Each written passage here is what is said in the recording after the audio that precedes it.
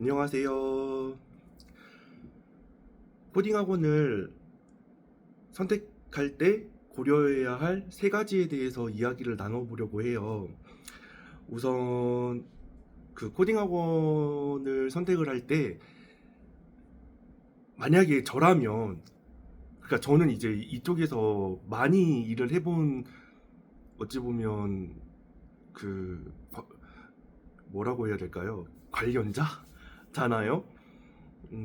뭐 제 조카나 아니면은 저 또 다른 뭐 하여튼 가족이 이렇게 코딩 학원에 등록을 한다고 했을 때 제가 고려를 하게 될 것 같은 세 가지를 이야기를 해보려고 해요. 우선 그 코딩 학원에서 이거는 정말 음 진짜 있었던 일이라고 해야 되나? 제가 본 적이 있었는데 코딩 학원인데 타자 연습을 시키는 거예요.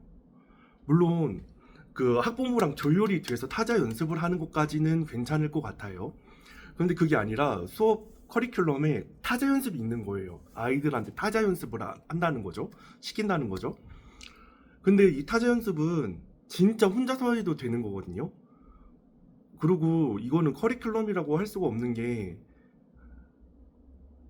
알려주지 않아도 할 수 있는 거가 있다고 한다면은 그거는 되도록이면 커리큘럼으로 지향해야 될 점이라고 생각을 해요.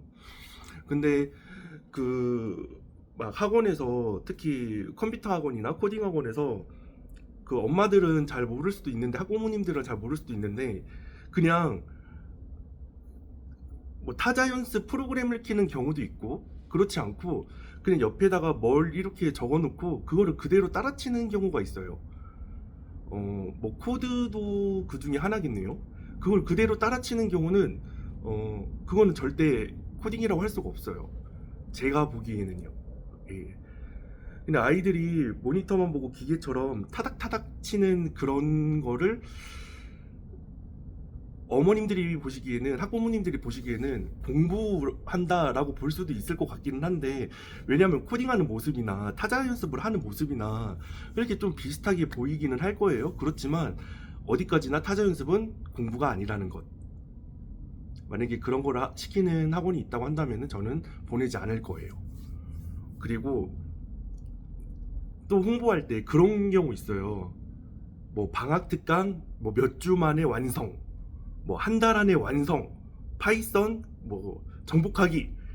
뭐 제가 진짜 조심해야 될 점 중에 하나가, 막 이거 기간을 정해놓고서 그게 다 끝나 끝났다고 하는 그런 아이들을 보면은 실제로 끝난 경우가 없었던 것 같아요. 음. 그래서 그 끝장 완성 막 몇 달 안에, 뭐 한 달 안에, 뭐 이런 말들 되게 조심해야 될 것 같아요. 이거는 그렇게 못해요. 뭐 한다 해도 그건 너무나 쉬운 커리큘럼이 되기는 그럴 거고, 차라리 그때부터 뭔가 시작을 하는 게 낫지, 막 정해진 것만 이렇게 배워가지고서 하는 경우는 코딩에서는 그렇게 막 실전에서 사용할 수 있을 만큼 그렇게 하지는 못하는 것 같더라고요.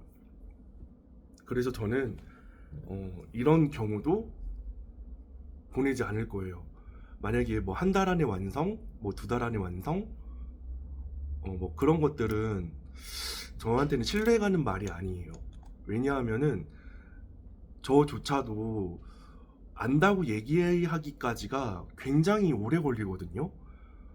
뭐 설명도 할 줄 알아야 되고, 안 보는데 머릿속에 떠올릴 수도 있어야 되고, 그리고 실전에서도 활용할 수 있어야 되고, 뭐 여러 가지 이런 게 부합했을 때 그래도 그나마 안다고 하는 것도, 아는 것과 모르는 거의 정도가 한 7대 3, 8대 2, 이 정도 돼야 그래도 좀 나 알 것 같아 이렇게 얘기를 하는 편인데, 아이들은 1%만 알더라도 나 이거 알아 라는 애들을 봤어요. 그래서 그거는 진짜 조심해야 돼요. 그건 아는 게 아니에요. 그리고 세 번째, 조심해야 될 거죠. 그러니까 경계해야 할 거. 코딩을 설명하지 않고, 그 코드를 설명하지 않고 그냥 외우라는 경우가 있어요. 그거는 진짜 뭐라고 해야 되지? 전 거기 안 가요. 거기 안 갈 거예요. 어, 코드를 외운다? 실은 막 문제가 나오면 알고리즘 문제라든가 뭐 대회 문제 뭐 여러 가지 문제를 맞닥뜨렸을 때 정답이 하나가 아니거든요. 코딩은 마치 논술처럼 그 여러 가지를 쓰면서도 정답이 여러 개가 나올 수가 있어요. 그 해당 조건을 만족시키면 그게 정답이 될 수가 있거든요. 그런데 그런 거 다 떠나서 그냥 오로지 하나로만 외우라는 경우가 있어요. 실제로 뭐라고 말은 못하겠지만 정확하게 막 책을 주고 여기에 대한 모범 코드, 뭐 정답 코드, 뭐 해답 코드 하면서 그거를 외우게 시키는 학원이 있더라고요.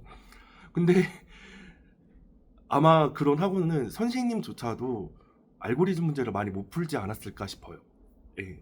이거는 좀 불편한 현실이라고 할 수 있겠지만, 어, 실제로 이 알고리즘 문제가, 이 정보올림피아드 문제가, 배우지 않은 전공자들조차도, 그러니까 이쪽에 대해서 배우지 않은 전공자들조차도 컴퓨터나 뭐 소프트웨어, 인공지능 이런 거 전공자들조차도 전문가가 아닌 못 푸는 경우가 많아요. 예, 다 못 맞아요. 네, 정보올림피아드 초등부, 중등부, 고등부, 고등부까지 올라가면은 현직자들도 많이 힘들어하는 게 그거거든요. 알고리즘. 근데 그거를 무턱대고 가르치는 것도 실은 실제로 큰 경험이 필요하고 노하우가 필요하고 경력이 필요하고 하는데 그거를 깡그리 무시하고 그냥 이거 외워. 이거 누구나 할 수 있는 거 아닌가요? 전 그렇게 생각하고 있어요. 예. 그래서 학원을 고를 때, 특히 코딩 학원을 고를 때에는 첫 번째, 타자 연습시키는 데는 가지 말 것. 두 번째, 한 달 안에 완성, 경계할 것. 세 번째, 어, 질문할 때, 만약에 아이가 질문할 때 그냥 외워. 아, 그거 외우면 돼. 이렇게 하는 학원은 안 돼요. 안 됩니다. 그러면 어떤 학원을 고르면 좋겠느냐 하면은 되게 저 그 서울에 되게 괜찮은 학원 있거든요. 거기는 진짜 제 롤모델이라고 할 수 있어요. 예, 이 자리를 빌려 말합니다. 어, 진짜 그 학원을 홍보하려고 하는 게 아니라 실은 나도 학원을 하는데 다른 학원 홍보해서 뭐예요, 그쵸? 근데 그 학원은 그 학원만의 커리큘럼이 있고 온라인 저지가 있고 또 수상 실적이 있어요. 일단 수상 실적도 중요한 덕목 중에 하나인 것 같아요. 뭐 인테리어, 뭐 위치 이거는 그렇게 크게 중요한 것 같지는 않아요. 뭐 학원 운영하는 면에서는 그게 중요할 수 있을지 모르겠지만 아이들한테 있어서 위치나 뭐 인테리어나 이런 거는 그렇게 크게 중요하지는 않는 것 같아요. 알잖아요. 저 예전에 그 인테리어로 엄청 쏟아부었다가 큰 낭패를 본 거. 모르시나요? 모를 수 있다. 아무튼 그래서 코딩 학원을 무턱대고, 그리고 그거 있어요. 음, 너무 그 학원을 보낼 때 무관심하게 있는 것도 문제가 될 수 있고 너무 간섭하는 것도 문제가 될 수도 있어요. 예. 그런데 저는 학원을 하면서 가장 중요한 그 요소로 꼽는 게 우선 선생님, 그 다음에 학생, 그 다음에 학부모거든요. 이 삼박자가 제대로 맞아야 학생이 성과가 나요. 근데 그렇지 않고 어느 한쪽이 뭔가 너무 막 드세거나 아니면은 너무 관심이 없거나 하여튼 문제가 있어. 그러면은 어딘가는 꼭 탈이 나더라고요. 그래서 저는 음, 우선 최대한 우리 마스터즈 코딩 학원을 다니는 학생들한테 동등하게 관심을 쏟으려고 노력을 하는 편인데 어, 학부모님들도 이 아이에 대해서 얼마나 하고 있는지 그런 것들에 대해서 때로는 뭐 한 달, 두 달, 세 달에 한 번 정도는 세 달까지는 너무 길고요. 예.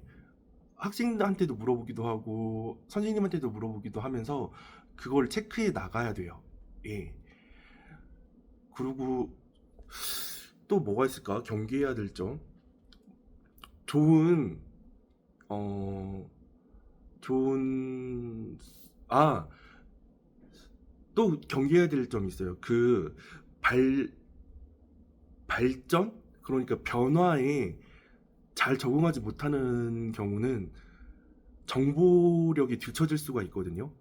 그래서 음, 좀 그 정보를 많이 공유할 수 있고 많이 알고 있고 또 이쪽에서 오랜 경험이 있는 그런 학원일수록 그런 선생님일수록 신뢰하는 게 맞는 것 같아요. 네. 오늘은 이렇게 그냥 학원을 선택할 때 고려해야 될 세 가지에 대해서 이야기를 하면서 동시에 좀 이런 게 있으면 더 좋겠다라는 학원도 같이 이야기를 했는데 여러분의 생각은 어떠신가요? 저 실은 오늘 이렇게 혼자서 처음 얘기해 보는 거거든요. 그래서 말이 좀 중간중간 어눌해 있을 수도 있는데 앞으로는 더 좋은 모습으로 여러분께 다가가도록 하겠습니다. 네, 이상 마치겠습니다.